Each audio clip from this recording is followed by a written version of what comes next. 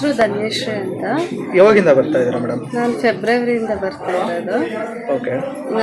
ನಾನು ಸುಮಾರು ಕಡೆ ಎಲ್ಲ ಆಗಿದೆ.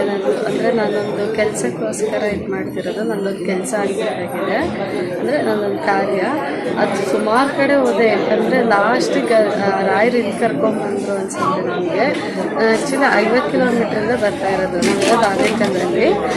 ನಾನು ಹಿಂಗೆ ನೋಡ್ತಾ ಯೂಟ್ಯೂಬಲ್ಲಿ ಎಲ್ಲ ನೋಡ್ತಾ ಒಂದ್ಸಲಿ ನೋಡೋಣ, ಹೋಗೋಣ, ಏನು ಏನು ಮಹಾತ್ಮೆ. ನಾವು ಮಂತ್ರಾಲಯಕ್ಕೆಲ್ಲ ಹೋಗ್ತಾ ಇರ್ತೀವಿ 3 months ಒಂದ್ಸಲಿ ಅಂತ ಬಂದೆ. ನಾನು ಫೆಬ್ರವರಿ 2ಕ್ಕೆ ನಾನು ಕಾಯಿ ಕಟ್ಟಿದ್ದು. ಅದಾದಮೇಲೆ ನಾನು ಒಂದು 7 weeks ಬಂದೆ ನಾನು. ಅದಾದಮೇಲೆ ನನಗೆ ಸ್ವಲ್ಪ ಹುಷಾರಿಲ್ದಂಗೆ ಆಯಿತು. ಅವಾಗ ನನ್ಗೆ ರಾಯರೇ ನನಗೆ ಒಂದು ಗಂಡಾಂತರದಿಂದ ನನಗೆ ಪಾರು ಮಾಡಿದ್ರು ಅನ್ಸತ್ತೆ. ದೊಡ್ಡದಾಗೋದನ್ನು ಸಣ್ಣದ್ರಲ್ಲೇ ತಪ್ಪಿಸ್ಬಿಟ್ಟು ಆ ಗ್ರಾಚಾರ ಅದೆಲ್ಲ ನನಗೆ ಇದು ಮಾಡಿಬಿಟ್ಟು ಇದೆ. ಒಂದೊಂದು ವಾರಕ್ಕೂ ಒಂದೊಂದು ದೋಷ ಇರುತ್ತೆ ಅಂತ ಹೇಳಿದ್ರು ಇಲ್ಲಿ ಬಂದಾಗ. ಅದೆಲ್ಲ ದೋಷ ಪರಿಹಾರ ಆದಮೇಲೆ ನಮ್ಮ ಕೆಲಸ ಆಗೋ ಅಂಥದ್ದು.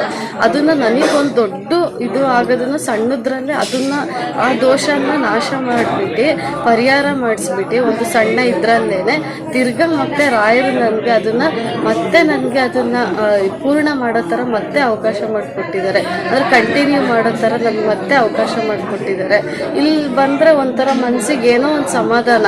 ಈ ಕ್ಷೇತ್ರಕ್ಕೆ ಬಂದರೆ ಸಾಕು, ಒಂಥರ ಬಂದಿದ್ದೀವಲ್ಲ ಸಮಾಧಾನ ಥರ, ಒಂಥರ ನೆಮ್ಮದಿಯಾಗ ದೇವ್ರನ್ನ ನೋಡ್ತಾ ಒಂಥರ ನಮಗೆ ತುಂಬ ಸಮಾಧಾನ ಆಗುತ್ತೆ ಈ ಕ್ಷೇತ್ರಕ್ಕೆ ಬಂದರೆ. ಆಮೇಲೆ ಕಾಯಿ ಕಟ್ಟಿದ್ದೀನಿ. ಇನ್ನು ನಾನು ಕೆಲಸ ಆಗುತ್ತೋ ಬಿಡುತ್ತೋ ಸೆಕೆಂಡ್ರಿ, ಆದರೆ ನಾನು ದೇವ್ರನ್ನ ನಂಬಿದ್ದೀನಿ, ಈ ಕ್ಷೇತ್ರ ನಂಬಿದ್ದೀನಿ. ಅದಕ್ಕೆ ನನಗೆ ತುಂಬ ಭರವಸೆ ಇದೆ. ನಾವು ಪರಿಶ್ರಮ ಕೊಟ್ಟು ಮಾಡಿದ್ರೆ ರಾಯರು ನಮಗೆ ಫಲ ಕೊಡೋದು ಬಿಡೋದು ಅದು ಅವ್ರಿಗೆ ಸೇರಿದ್ದು. ನಾವು ಯಾವುದನ್ನು ನಾವು ಡಿಸೈಡ್ ಮಾಡೋಕ್ಕಾಗಲ್ಲ. ಆ ರಾಯರ ಮೇಲೆ ಬಿಟ್ಟಿದ್ದು. ಅದೆಲ್ಲ ನಮ್ಮ ಕರ್ತವ್ಯ. ನಾವು ಮಾಡಿದ್ರೆ 100% ರಾಯರು ನಮಗೆ ಅದು ಫಲ ಕೊಟ್ಟೇ ಕೊಡ್ತಾರೆ ಅಂತ ನನಗೆ ಅಭಿಪ್ರಾಯ ಮತ್ತು ಭರವಸೆ. ನನಗೆ ಮನೆಯಲ್ಲೂ ಅಷ್ಟೇ ಎಲ್ಲ ಶಾಂತಿ ನೆಮ್ಮದಿಯಿಂದ ನಾವೆಲ್ಲ ಚೆನ್ನಾಗಿದ್ದೀವಿ. ನಮ್ಮ ಸಂಸಾರದಲ್ಲಿ ಎಲ್ಲ ಒಂದು ರಾಯರು ಅಂತಂದರೆ ನಮಗೊಂದು ಭರವಸೆ. ಅದು ಕೆಲಸ ಸೆಕೆಂಡ್ರಿ. ನಾವು ರಾಯರ ಮೇಲೆ ನಾವು ಭಕ್ತಿ ಇಟ್ಟು ಮಾಡಿ ಕ್ಷೇತ್ರದಲ್ಲಿ ಬಂದು ಮಾಡಿದ್ರೆ ನಾವು ಅದು ಫಲ ಸಿಕ್ಕೇ ಸಿಗುತ್ತೆ ಅನ್ನೋದು ನನ್ನ ಅಭಿಪ್ರಾಯ.